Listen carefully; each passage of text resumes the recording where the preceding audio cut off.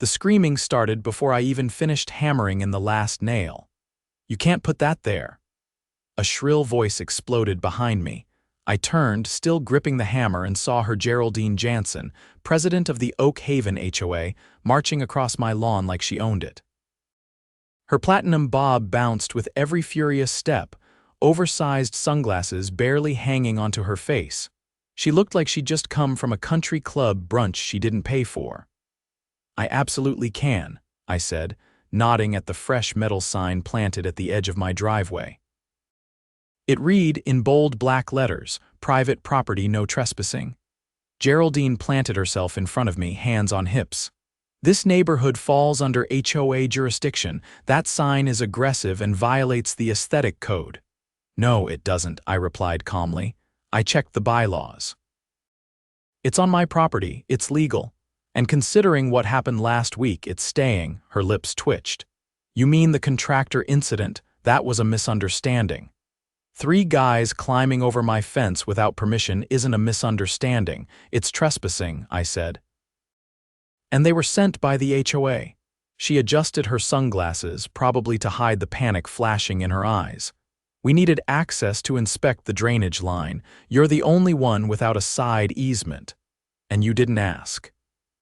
So now no one comes on my land without written permission." Geraldine's voice jumped half an octave. "This sign will lower property values. I'm filing a violation report."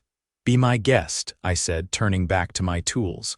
"But you should know I've got the whole thing on camera, including the part where you gave those men the gate code." She froze for a second, then stormed off, muttering something about attitude problems and calling an emergency board meeting. I figured that might be the end of it. I underestimated how petty Geraldine could be. The next morning, I woke up to HOA violation notices duct taped to my front door, my mailbox, and somehow my car windshield. All of them were signed by Geraldine and claimed I was in breach of visual harmony and threatening signage. She even included a fine, $250. I laughed. Then I called the sheriff. When Deputy Cole showed up that afternoon, I handed him a USB drive with last week's footage, a copy of the HOA bylaws, and a copy of the state trespassing statute. He gave a low whistle. "They really climbed your fence. 2 of them did," I said. "The 3rd tried the back door." He looked at me.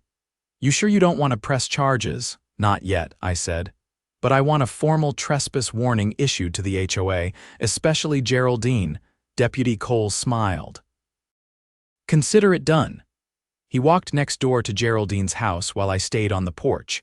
I could see her through the window when she opened the door, all fake smiles and pearls. That smile died fast when Cole handed her the paper. She shouted something, then slammed the door. I watched from my lawn chair, sipping coffee, as Geraldine's world started to crack. 2 days later, I got home from a double shift at the emergency room and found a crowd gathered near my mailbox. 5 or 6 neighbors stood around, whispering and glancing at something posted on the community bulletin board at the corner. I parked, stepped out, and walked over. Stapled to the corkboard was a laminated notice titled "Neighborhood Preservation Alert." It was signed by the HOA's vice president, Leonard Marsh, but I knew who really wrote it. Geraldine's fingerprints were all over the wording. Hostile signage, uncooperative resident, potential threat to neighborhood cohesion. My name was printed at the bottom in bold. The notice referred to me only as resident exhibiting concerning behavior. No mention of the trespassing. No mention of the sheriff's involvement. Just a thinly veiled hit piece accusing me of creating a disruptive and unsafe atmosphere. "This is libel," I said, pulling it from the board. "You sure you should do that?" asked Paul from 3 doors down. "Geraldine already said you were tampering with HOA property." "I'm not tampering," I said. "I'm removing a defamatory notice about me that violates state homeowner association statutes." Paul blinked. "There are laws about that. There are laws about everything," I said, folding the paper and pocketing it.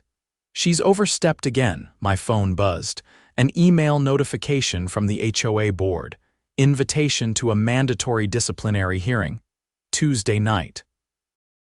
My attendance was required. I stood there for a second, just staring at the screen. Then I turned and walked back toward my house, already planning my next move. The hearing was held in the community clubhouse. I arrived 10 minutes early wearing my hospital scrubs and a blazer. Inside, the board members sat at a long table like a tribunal.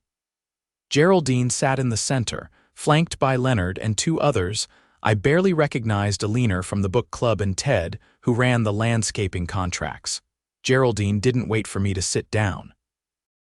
"You've been summoned to address behavior that undermines the cooperative spirit of Oak Haven," she began, reading from a typed statement. "Your actions have generated multiple complaints." "Stop," I said, holding up a folder. "Before we go any further, I need this on the record." I opened the folder and laid out 3 documents. "First," I said, pointing to the top page, "this is a copy of the state's HOA Act, Section 18, Clause 3.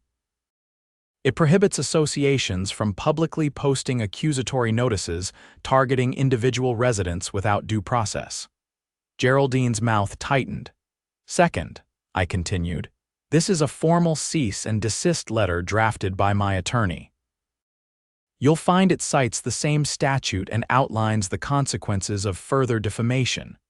Leonard cleared his throat. "This isn't a court." "No," I said, "but you're operating under legal obligations as a registered homeowners association. You hold fiduciary responsibility, and that includes respecting state and federal laws." A leaner leaned forward. "We didn't intend to defame anyone. We just wanted to inform the community that someone put up a legal sign on their private property." "Is that the danger you're warning them about?" Ted glanced at Geraldine. She didn't look at him. I pulled out the final document. "Third item. This is a signed incident report from Deputy Cole, confirming that the HOA entered my property without consent and that a formal trespass warning has been issued." Geraldine's face went blank. "If this hearing continues," I said, "I will consider it retaliatory. And I'll file a civil suit." Leonard leaned back in his chair. Ted muttered, "We should probably table this." A leaner nodded. "Yes, I think we need to consult the association's legal advisor before proceeding." Geraldine didn't say anything. She just sat there, staring at the table. I stood. "Meeting adjourned, then?" No one objected. I turned and walked out. By the time I got home, word had already spread. My neighbor on the corner, a retired postal worker named Henry, waved me over. "You made the queen blink," he said, chuckling. "Last time I saw her that quiet was when she found out the city nixed her plan for gate access. They wanted to gate the entrance?" "Yup. Claimed it was for security, but it was mostly so she could control who came in after dark. City said no, public road." I nodded. "Sounds familiar." Henry leaned closer. "You know, a few of us have been talking. That woman's been running this neighborhood like her own kingdom for 10 years. But I'm not trying to start a war," I said. "You don't have to," he said. "You already showed the rest of us how to stand up." That night, I got another email. This one from an anonymous burner, address no name, just a subject line. "You don't know what you've started."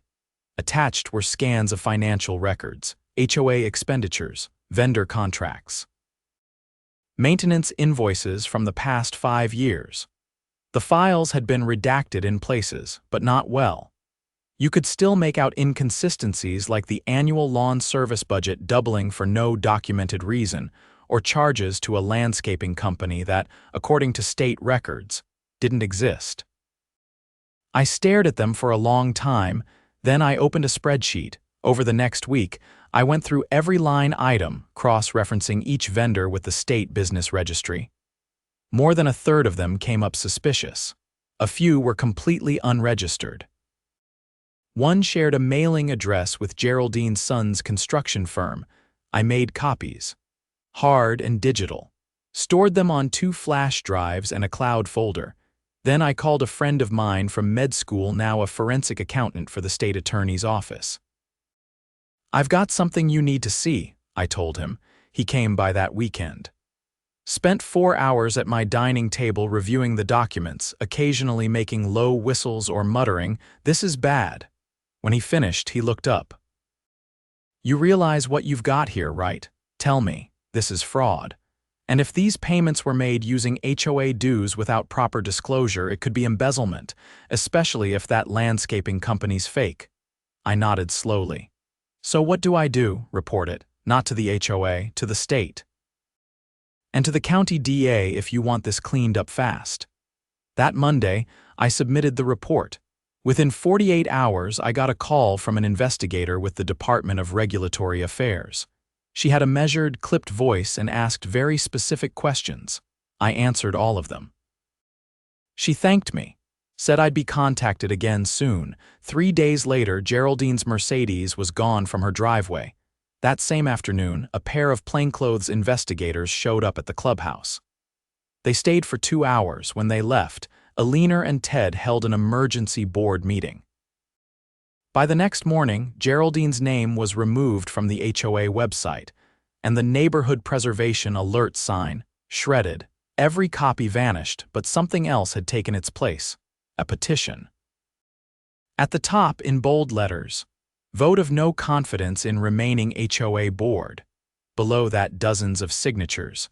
And mine was the first. By the following week, the neighborhood didn't feel like the same place. The clubhouse, once Geraldine's personal throne room, now sat unused, locked up with a sign on the door that read, "Closed pending audit."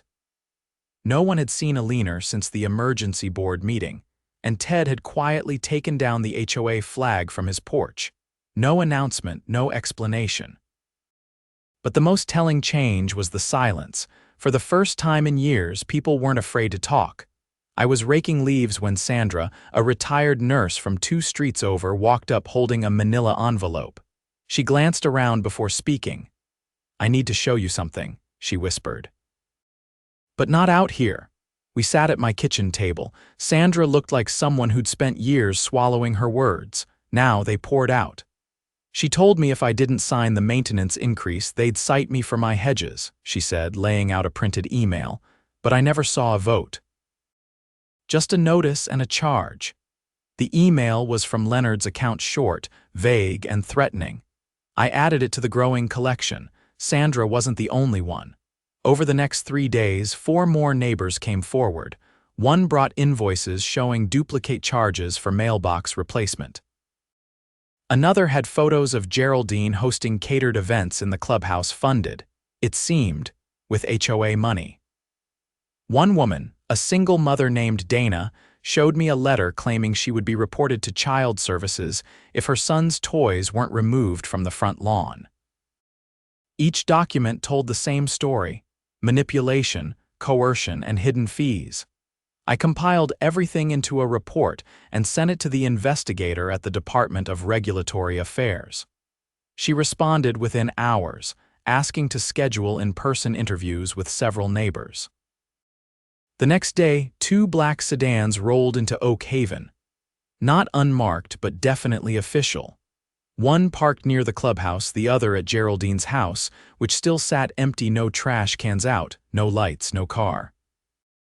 A neighbor said she'd left town to visit her sister, but no one knew where that was.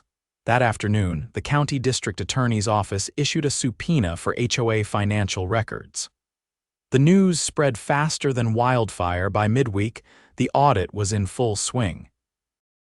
Residents received notices requesting statements about dues, past fines, and correspondence with the HOA board. A temporary oversight committee, appointed by the county, began interviewing neighbors. At first, Leonard tried to downplay everything. "This is all just procedural," he said at an impromptu sidewalk meeting. "Every HOA gets audited eventually." But when someone pointed out that the audit stemmed from a formal fraud report and not a routine check, he walked away mid-sentence. 3 days later, he resigned via a typed note stuffed into mailboxes. No signature. No apology. With the board effectively disbanded, the Oversight Committee scheduled a town hall at the Civic Center. It was the first open meeting in 10 years where residents could speak freely without being cut off or fined. I stood near the back, watching as neighbor after neighbor stepped up to the microphone. Some were angry, others just relieved to finally tell the truth.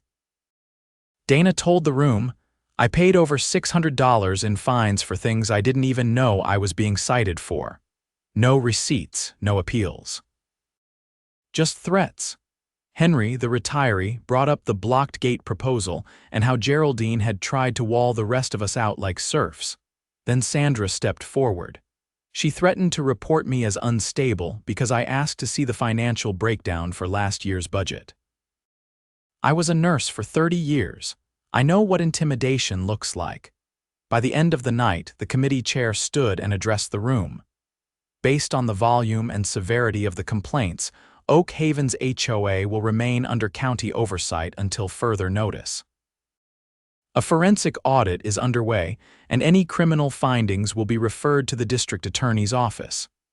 There was no applause, just a heavy silence like the neighborhood had finally exhaled after holding its breath for years. The next morning, I found a patrol car parked across from Geraldine's house. 2 officers stood near the porch, talking to a man in a suit. The door was open and boxes were being carried out. Later that day, the county released a statement confirming that multiple financial discrepancies had been uncovered, some involving forged vendor contracts and unauthorized use of community funds. Geraldine was officially listed as a person of interest. That night, I got a call from the investigator. We're moving forward with charges, she said. But there's something else. She explained that several of the vendors Geraldine had used, especially the landscaping company tied to her son, had been double billing the HOA and another neighborhood across town. The paper trail linked them to at least 3 other boards, all with similar stories: inflated contracts, kickbacks, and fake maintenance reports. This goes deeper than just Oak Haven, she said. It's part of a wider scheme. Within 72 hours, the state attorney filed charges against Geraldine, Leonard, and 2 others tied to the fraudulent billing. Geraldine was arrested in another county trying to withdraw $15,000 from a joint account linked to one of the bogus vendors. The footage of her being escorted out of a boutique hotel in handcuffs made the evening news. Back in Oak Haven, the recovery began. The oversight committee set up a temporary board made up of volunteers. No one was paid. All decisions were documented and posted publicly. Residents were asked to vote on every item, including the budget. Instead of HOA fines, the new board encouraged mediation. Disputes were handled with transparency, and for the first time in years, people started helping each other instead of hiding from each other. One Saturday morning, Dana and her son helped me repaint the fence. Paul brought over coffee. Henry taught the kid how to hammer without losing a thumb. As we worked, Sandra walked up holding a clipboard. We're putting together a committee to rewrite the bylaws, she said. Want to help? I nodded. I've got a few ideas, she smiled. Good, you've got a reputation now, I laughed. Hope it's a good one. It is, said Henry as he passed by. You put up a sign and cracked the wall wide open. It took months, but the change stuck. The fines disappeared. The fear dissolved. And the sign. It stayed right where I'd planted it, clear, simple, and legal. No trespassing, not just for my driveway, but for anyone thinking they could bully a neighborhood into submission again. The final nail in the coffin came not with a bang, but with a subpoena. 2 weeks after Geraldine's arrest, I received a certified letter postmarked from the county courthouse. It was an official notice. I had been listed as a key witness in the upcoming case against the former Oak Haven HOA president, Geraldine Jansen, and 2 associates. The charges now included not just financial fraud, but something far more serious: criminal conspiracy to fabricate municipal permits and falsify utility records. The breadth of it stunned even me. I showed the letter to my accountant friend who had helped unravel the HOA's books. They were faking drainage inspections, he said, flipping through the attached exhibits. And billing the HOA for non-existent utility work. That's why they sent those men into your yard. They needed proof of access inspections for a fake maintenance report. I leaned back in my chair. So the trespassing wasn't just about control. It was tied to fraud. He nodded. They needed photos of your property to justify the expense. The sign ruined that. It made sense now why Geraldine had reacted so violently to it. That sign had done more than just assert my rights. It had interrupted an entire scheme tied to state reimbursement grants for neighborhood infrastructure upgrades. Turns out, Geraldine had submitted reimbursement claims from a state environmental fund claims that required evidence of property compliance inspections. And since I hadn't authorized anything, my property stood out like a sore thumb. The hearing was scheduled for the end of the month, held in the county's criminal court building. I wore a charcoal blazer and slacks, nothing flashy. I sat in the witness room for 2 hours before the bailiff called me in. The courtroom was quiet when I entered. Geraldine sat at the defense table, no longer wearing pearls or designer sunglasses. Her hair was flat, her expression unreadable. She didn't look at me as I walked past. The lead prosecutor, a sharp-featured woman named Maria Delgado, greeted me at the stand with a nod. "Can you describe the moment you first became suspicious of the HOA's activities?" she asked. I told them about the trespassing, the sign, the footage, and the sheriff's visit. I handed over the flash drive with the original security camera recordings. Then I described the HOA notices, the defamatory flyer, and the forced disciplinary hearing. Maria showed the court the photos of the forged invoices and cross-referenced vendor names with state business records. She asked me to confirm which companies had appeared on the HOA's reports and which had actually performed work on my property. "None of them," I said. "Not a single one." One of Geraldine's attorneys objected, claiming hearsay, but the judge overruled. When I stepped down, Maria gave me a slight nod as if to say, "That's enough."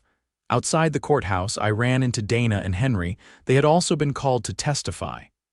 "She tried to rewrite the whole neighborhood's history," Dana said. "And for what? Grant money and kickbacks?" "She didn't just want power," Henry added. "She wanted it subsidized." 3 days into the trial, the smoking gun finally landed. A chain of emails between Geraldine and a consultant she had hired to craft the fake inspection reports. The emails included scanned signatures of residents who had never signed anything, including mine. Geraldine's defense team tried to claim she had been misled by the consultant, but the metadata from the documents showed she had edited the files herself on a computer in the HOA clubhouse.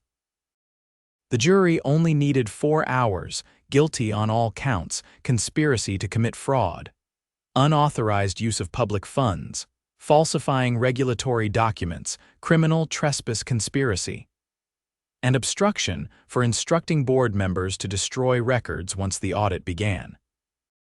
Her sentence was swift: 7 years in state prison with eligibility for parole in 4. Leonard took a plea deal, receiving 18 months in county detention and a 5-year ban from serving on any residential board. The third associate, a former bookkeeper, cooperated fully and was sentenced to probation and community service. The state launched a review of over 50 other HOAs across the county. What had started with a single sign turned into a regional investigation.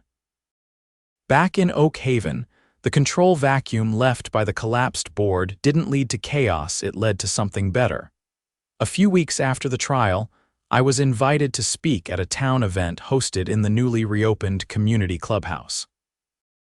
The walls had been repainted, the carpet replaced, and the old board's portraits taken down. Instead of a panel of officials, the event was led by residents. Sandra was there, clipboard in hand as always. She had been elected interim chair of the new neighborhood committee, a community-led group with rotating leadership and open books. Paul had taken over maintenance coordination, and Dana was managing resident communications. I stepped up to the front, unsure of what to say. Then I just let the words come. I didn't put up that sign to start a movement. I put it up because I was tired of being ignored. But what happened next? It wasn't about me. It was about all of us deciding we'd had enough of being ruled by fear.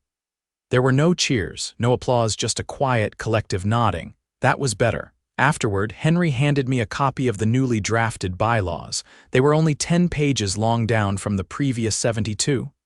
No fines. No secret votes, no closed-door meetings, he said. And every decision needs a 2/3 vote from residents.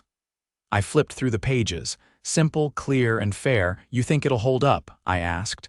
Only if we all hold it up, he replied. But I think folks are ready now. The following week, I took the sign down, not because I didn't believe in it anymore, but because I didn't need it. People knocked before they came over now. Kids played in driveways without fear of being ticketed. Neighbors looked each other in the eye. And maybe most telling of all, no one had seen another violation notice since the trial. The clubhouse was converted into a shared workspace and community library. Geraldine's old office. It's now a study room with a coffee machine and a chessboard. One evening, as I walked home from a committee meeting, I passed by the spot where the sign used to stand. The post hole was still there, a small circle in the grass. I left it. A reminder, later that month, I got a letter from the county. It included a commendation for civic contribution during a fraud investigation. Tucked inside was a handwritten note from Maria Delgado. It said, "Thank you for not backing down." I folded the letter carefully and placed it in my desk drawer, not because I needed praise, but because sometimes the strongest thing you can do is say no and mean it.